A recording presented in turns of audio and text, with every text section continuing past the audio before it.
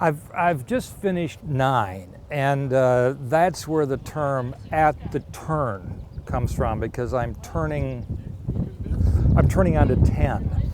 And so those of you that are familiar with math, you know you go from 9 to 10, and it's separated. Anyway, it doesn't matter. We're gonna make the turn here at the clubhouse. There's a lot of people that have already finished their golf. They're not pleasant people, but they're always here to kind of judge and heckle. So let's go see what happens. Let's go down the first tee.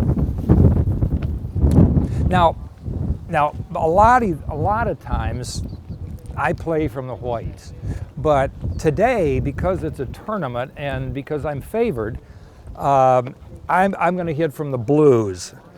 The difference is usually they're farther back. Hopefully not a long way, but still some. Okay, I don't want my friends watching because they're just not pleasant. But this is, I used to live right over there. There's tucked up in those trees is a colonial mansion that I owned for a long time, and then virtually gave it away to the Chaftees because, okay, the other thing I'm going to need are golf balls. Now those are in my cart. So I'm going to trot back here and get golf balls.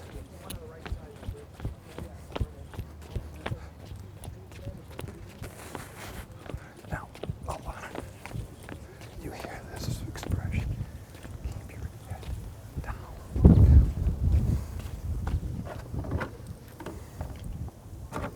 If you're playing with good friends,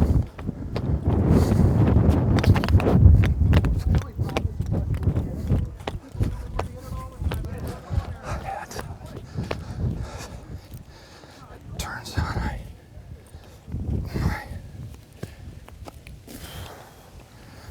okay.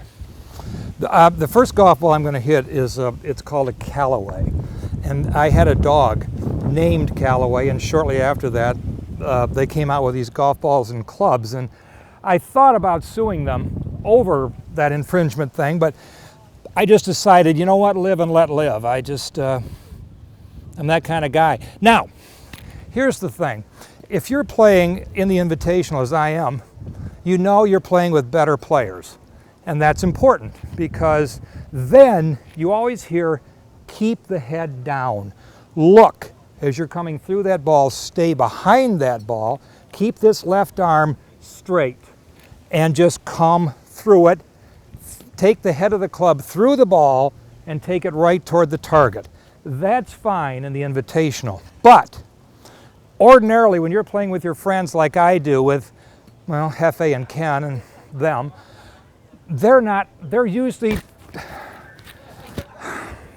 drunk by this time. So where they would ordinarily, and I would count on them to watch the flight of the ball, they won't. This is what becomes very important in this shot. The driver then, because of that, you can't afford to sweep it back because they could be laying there.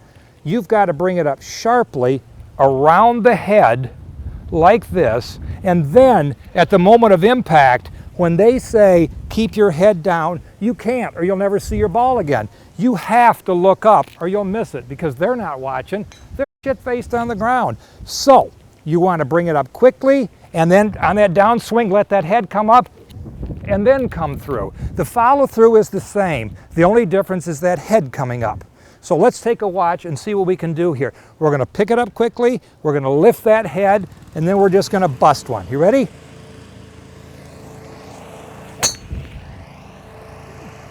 Now, that is what's called center cut. That was center cut. Remember those 3 important things. Your friends are drunk, pick the club up very quickly, almost like chopping, and right as that backswing and you want to bring those hips through, that head has to come up before those hands come down. If you do that, then you can swing through, your hands will come over here, and I promise you, you'll find better results every time.